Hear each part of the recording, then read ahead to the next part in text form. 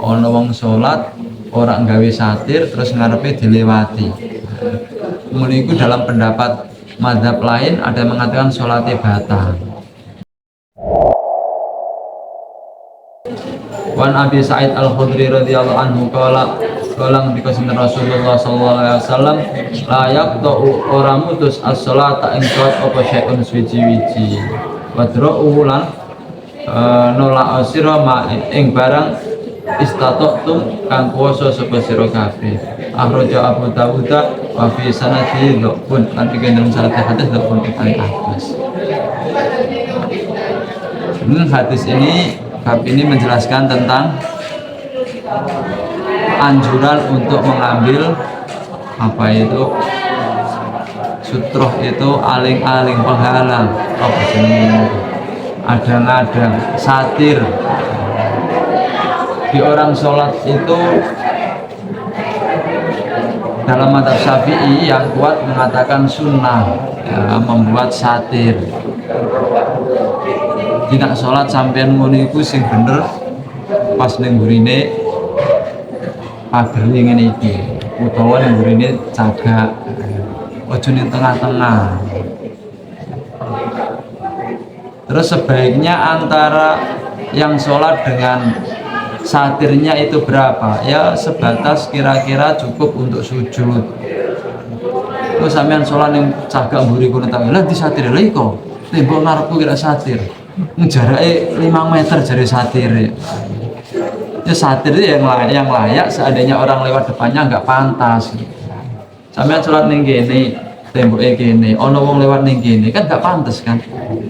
Tapi nak sholat sampean ning mburi kono dilewati kene kira-kira sing salah sing lewat tuh sing sholat ning kono iku satirku iku 10 meter satir adoh iku. Itu namanya bukan satir. Wes, apa yang bisa dikatakan sebagai satir di sini dikatakan ya yang paling apik iku tembok. Nah kono cagak ya, tiang ya, nah kono wis mbekno teken nah iso yo apa jenenge lambine loro nggo jakete sing salehno ngarepe. Pokoknya ada sebatas sesuatu yang beda dengan yang lainnya. Bahkan kalau nggak bisa dari sono, sehingga orang kalau mau lewat nggak ono garisnya berarti ini batas kaplingannya ya, kaplingan sementara ya, sholat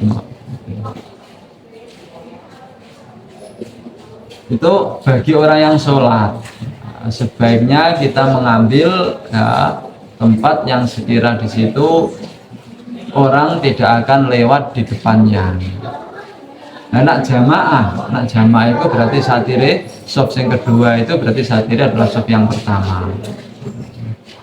Sop yang pertama satire imami dan seterusnya sampai ke belakangnya itu. Yang kuat di sini pendapat dalam yang dipilih dalam mazhab Syafi'i adalah sunnah. Ya, sunnah meskipun di sini ada bahasa perintah ya falyansib ason atau falyaj'al tilka awaji syai'an sesuatu ditaruh di depannya. Ilam yajid falyansib ason. Di sini yang baik itu kalau misalnya kita membuat bukan yang sudah permanen membuat itu sing apik dok kiwa tengene garis bukan di depannya tapi kiwa tengene. Tapi nek wis ana tembok ngarepe ngene ya wis ora terus tembok ning ngarepe demi kiwa tengene salatmu madhep ngalor gitu kan ya. Ya, karena orang lewat itu kan dari sebelah kan jadi kiwa tengene sing ora ning gone ngarepe. Pentingnya membuat satir di sini artinya kalau memang yang sholat dianjurkan untuk membuat satir berarti untuk orang yang tidak sholat itu dilarang untuk lewat di depannya. Sehingga tadi hadis yang pertama mengatakan seandainya orang yang melewati depannya orang yang sholat itu tahu apa yang akan didapatkan dosanya, maka dia akan rela berhenti 40 tahun. Berhenti 40 tahun itu lebih baik baginya daripada melewati orang yang ada melewati di depannya orang yang baru sholat. Bahasanya lakana ayyakifa arba'ina ya arba'ina kharifan khairan lahu min ayyamurra baina yadayhi. Berhenti menunggu 40 tahun itu lebih baik daripada lewat depannya. Atau bahkan bahasanya sabar menunggu sampai 40 tahun kalau memang dia tahu lewat depannya itu dosanya besar sekali. Ya tadi pas kebetulan orang lewat mau, nah kalau di tepinya begini nggak apa-apa, di sebelahnya nggak apa-apa. Cuman kadang-kadang dalam berbagai hal itu memang kita dihadapkan sering keadaan-keadaan yang namanya darurat. Sampean sholat jamaah ning ngarep dhewe dadakan batal ya. Terus bagaimana? Ya tetap kita ngaleh kan, orang terus meneng wae ning ngarep ngono. Apa malah imame pisan sing batal. Berarti imam sholat batal. Nimburi makmume wakeh. Ndek mikir, lah gak di mental timbangannya aku terus mundur. Wis pura-pura gak batal tetep nasak salami. Kadang-kadang orang bahasanya wong apa berlebihan itu akan menimbulkan hukum nggak baik kan, diantaranya seperti itu. Wedi yang berlebihan itu kadang-kadang juga akan menjadikan sikap kita itu nggak benar. Jadi imam khawatir berlebihan, begini berlebihan, wis batal, mikir nih aku batal kena mundur, wong sakmono akeh umat ngono ya wong kafir. Terus pura-pura kayak orang batal tetap masak mari ini kan tambah salah. Ya wis batal yo. Ngomong burini kon ngendeni di imam, kita keluar, nak iso gak ngliwati ngarepe gak yo gak ngarep ngliwat ngarepe nak gak iso wis piye maneh karena itu unsur darurat ya. Selama kita bisa ya sisai-sisai ngono kan, jadi kita tidak memotong ya, tapi kita di sebelahnya gitu. Lewatnya seperti itu.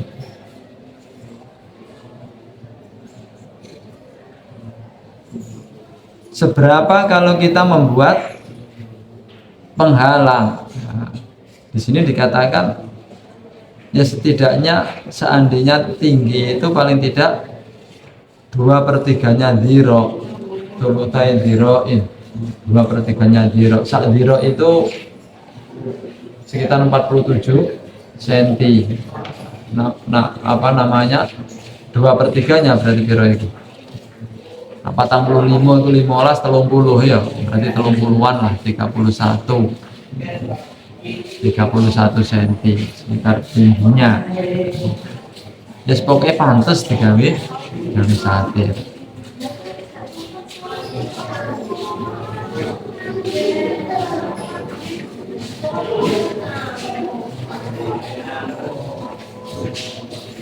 Terus bagaimana pengaruhnya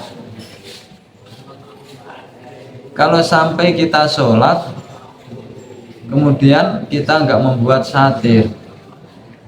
Itu kalau sampai depan kita itu dilewati, ono wong sholat orang gawe satir terus ngarepe dilewati, menurutku dalam pendapat mazhab lain ada yang mengatakan sholatnya batal.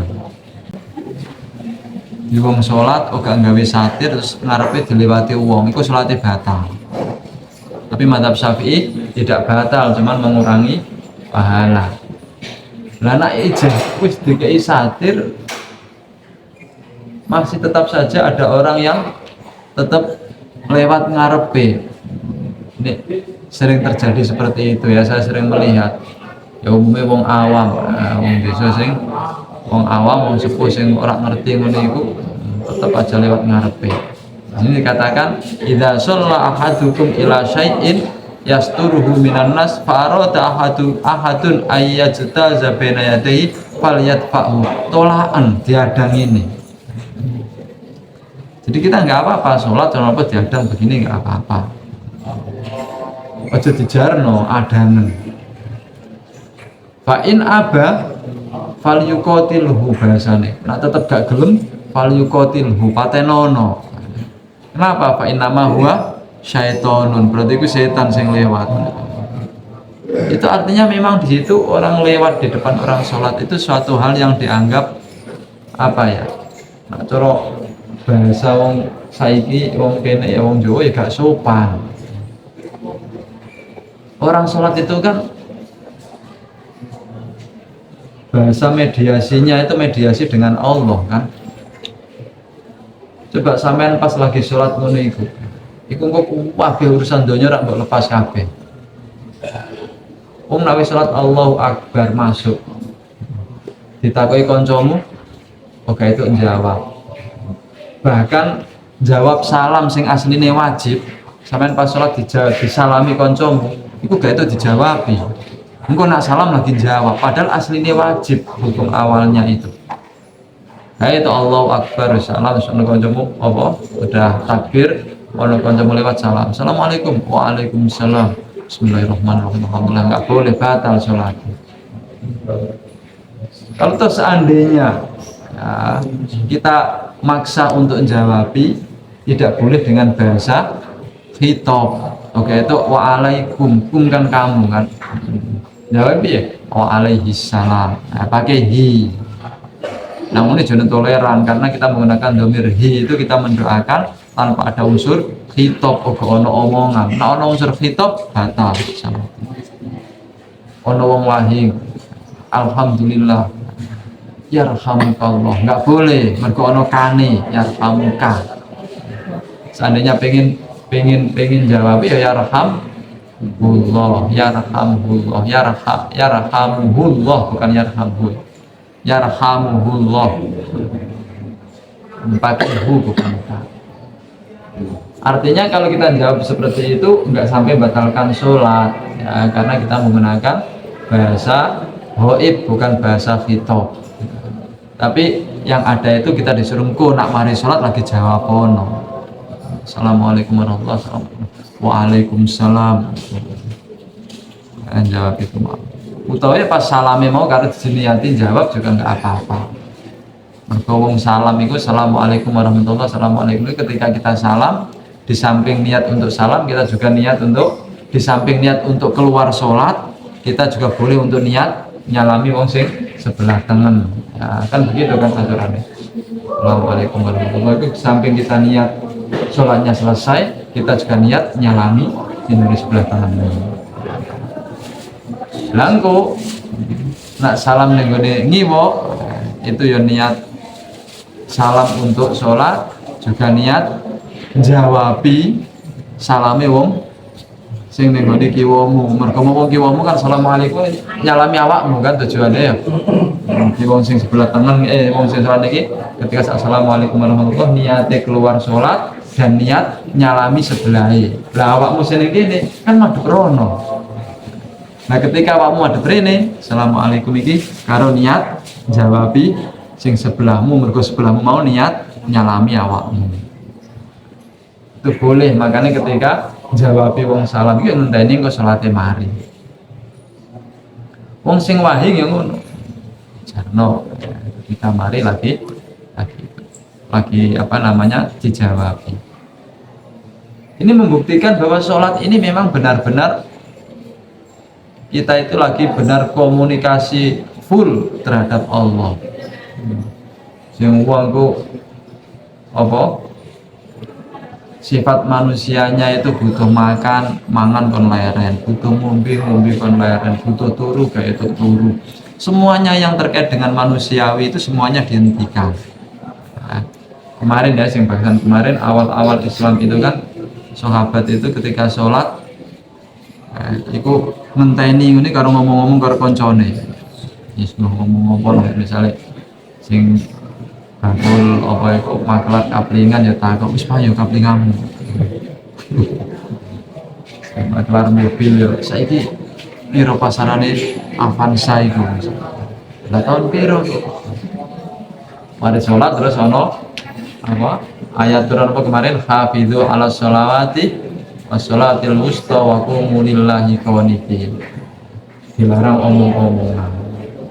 Ini menunjukkan bahwa sholat ini benar-benar kita lagi mediasi komunikasi ya, full banyak untuk omong.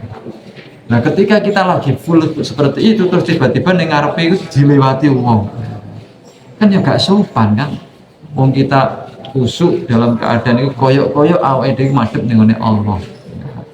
Inni wajjahtu wajhiya lilladzi fataras samawati wal ardh.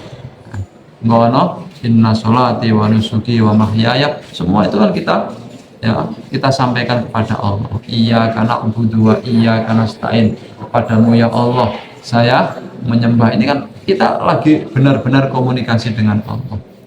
Tiba-tiba ngarepe ono lewat. Terus bahasane sampean lagi ngadep kiai, sowan kiai, adep-adepan karo kiai, terus ono wong jujuk lewat ning ngarepe. Lho ngono kan ya gak pantes kan ya. Nah ini padahal dengan Allah. Makanya betapa pentingnya dikasih satir agar tidak dilewati orang. Bahkan orang yang lewat itu kalau dia menyadari ono wong sholat kok sengaja dilewati, ini biasanya nak ngerti dosane ngono, dia rela berhenti 40 tahun menunggu sak marine sholat lagi lewat. Kalau memang dia tahu berapa besar dosanya.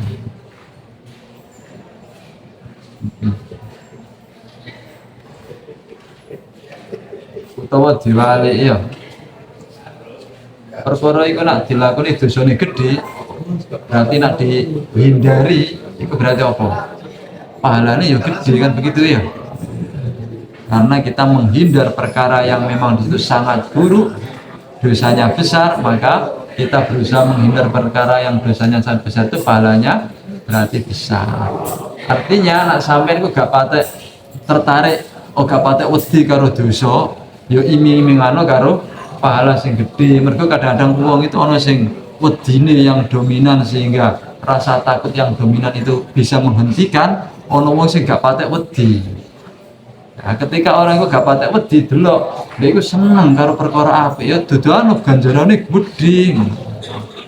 Sehingga dengan ketertarikan pahala itu dia akan siap. Padha karo sampean itu nak lagi apa?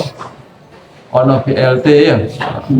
BLT 600 antri setengah hari. Dilakoni kan, mergo seneng duit 500 ku mau. Lah nak ngene iki mau.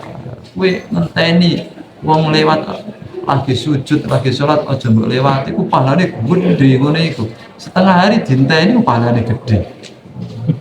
Ya wong BLT wae setengah hari ditunggu antri ini. Ini artinya kadang-kadang kita lihat ya orang itu cenderungnya itu seneng ning gone perkara apik, pahala ya swarga, kaplingan utawa wedi ning ngene perkara neraka. Nak dominan ning ngene wedine, weden-wedene ono karo hal-hal sing bisa menjadikan dia berhenti. Nak semangate ning perkara sing nyenengno, duduhno perkara sing nyenengno, biar semangat, biar sabar untuk mendapatkan sesuatu yang diharapkan. Kan aja ya. Kon ngenteni 2 tahun, 3 tahun ya dilakoni memang seneng ya.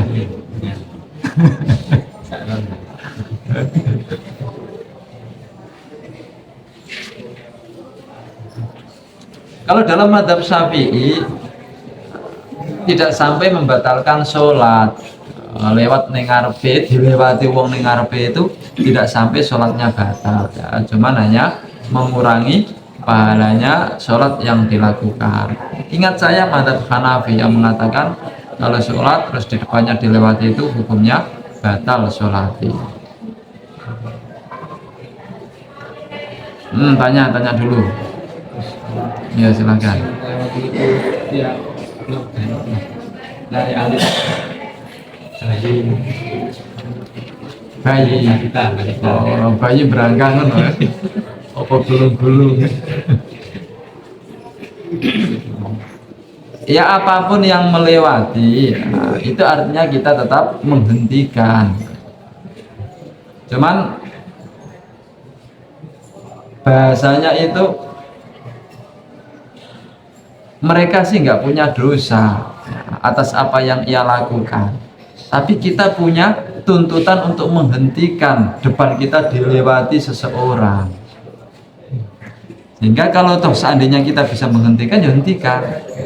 Kadang stop dan balik. Demikian juga yang kan kita juga mungkin kan orang-orang bentuk seperti ini kan orang awam itu kan nggak tahu hukum. Ono lewat kena no. Ngono rumasane yang bobo wis banget. Alah selewat dulu ngono mikire ngono. Wong jeng ngadeg wae kok. Lewat melangkah ngono kok. Dia nggak ngerti kalau hukum itu ternyata larangan, ternyata dosa dan lain sebagainya. Itu kan bagi orang yang tidak tahu kan hukumnya akan beda. Demikian juga anak-anak. Tapi bagi kita sebagai orang yang sholat itu artinya melihat orang yang berbuat tidak benar, melihat orang yang berbuat tidak baik, itu kita punya tuntutan untuk menghentikan perbuatan yang tidak baik itu. Ya padha karo misalnya cah cilik apa yang nglakoni perkara sing gak bener kan tetap dilokno. Bahkan orang tuanya kalau punya anak, maka meskipun belum punya kewajiban sholat kan tetap disuruh untuk mengajak sholat, disuruh untuk menyuruh sholat, dituntut untuk menyuruh anaknya sholat agar terbiasa dengan perbuatan-perbuatan kebaikan itu. Ya tetap ada usaha untuk menghalangi. Ada lagi. Jadi kami ada setiap gila mengingat gue nanti girang-girang terus lewat sami. Ya dalam banyak hal itu artinya kaitannya itu kan anak kecil, orang yang tidak tahu, orang gila ini kan secara hukum kan dia tidak dosa kan apa yang ia lakukan. Cuman kita ini dituntut untuk berbuat apa yang bisa untuk kita lakukan sesuai dengan ketentuan yang benar. Sehingga kalau ada orang lewat meskipun anak kecil, meskipun orang gila, kalau sudah kita stop begini, nanti orang-orang yang tahu hal itu kan akhirnya dia berhenti untuk tidak melakukan kan. Nah mbok jarno, berarti kono wong sing ora gila loh, ternyata itu lewat, melok-melok lewat kan akhirnya. Ini artinya diantaranya nilai-nilai kita tetap berbuat apa yang bisa kita lakukan yang terkait dengan nilai kebenaran itu tetap harus kita lakukan terhadap siapapun, meskipun mereka tidak ada ketentuan larangan atau dosa karena memang belum balik, masih kecil atau dia gila. Tapi ini tuntutan mereka, kita juga punya tuntutan yang beda, maka yang bisa kita lakukan, kita lakukan. Untuk yang mereka, itu urusannya mereka dengan tuntutannya masing-masing. Odoai.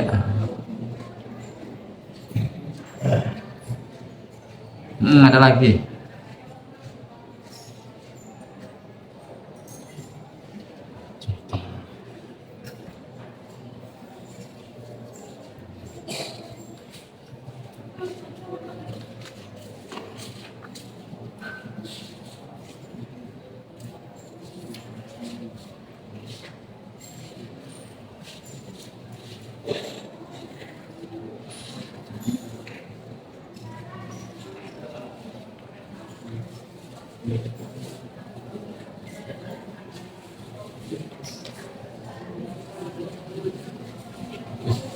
Ya. Bisa ada posisi kerja terus di belakang itu kan kucing sholat, cuman posisinya bukan kena jenang agak ke samping itu kan cuman agak ke samping, di sampingnya di depannya ke samping. Sing sholat neng burine wong sing kerja.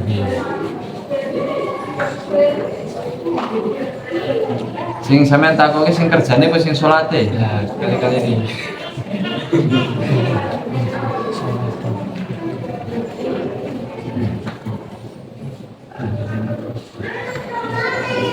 Maksudnya itu jadi sangatnya tinggi ya, jadi enten tiang kerja posisi duduk di atas.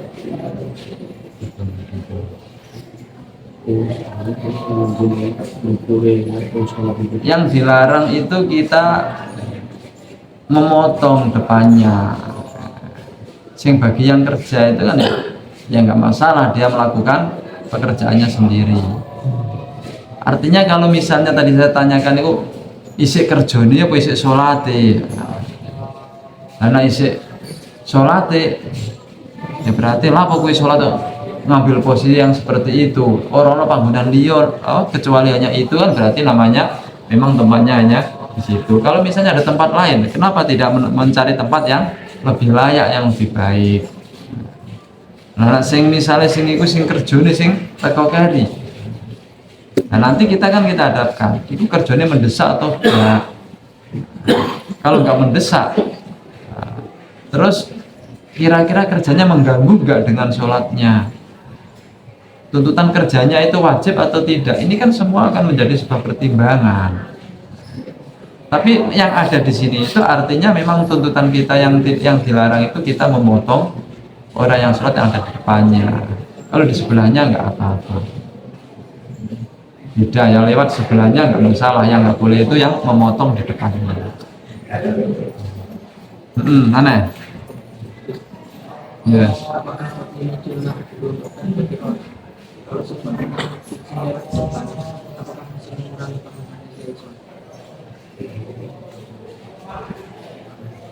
Yang menjadikan diantaranya yang menjadikan mengurangi pahala itu ketika kita nggak membuat satir, sehingga berpotensi akan dilewati oleh manusia, atau bahkan di sini bahasanya dalam hadis tadi kan ada wal himaru wal kalbu al aswad, ya, yaqta'u sholatar rajuli al muslim idza lam yakun baina yadayhi mithlu mukhiratir rahli al mar'atu wal himaru wal kalbu al aswad.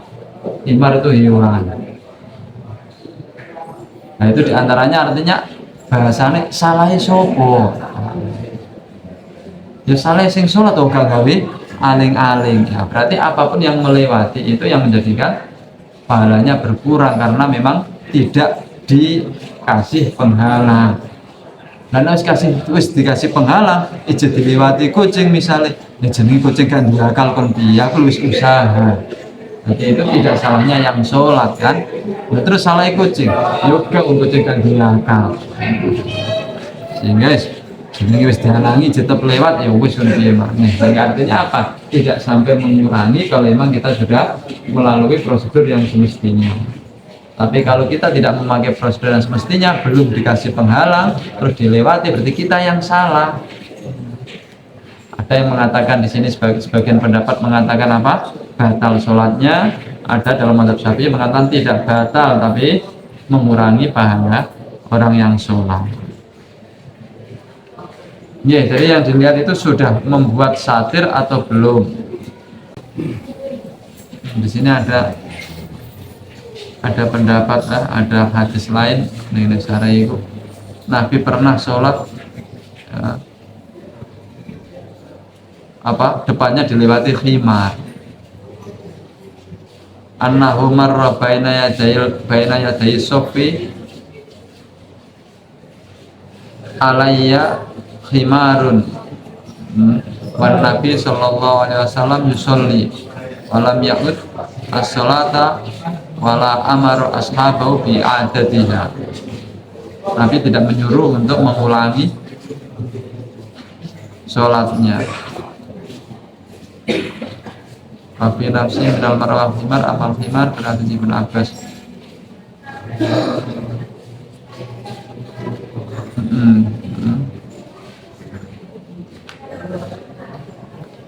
Ini zaman dulu ojo gambarno ya saiki.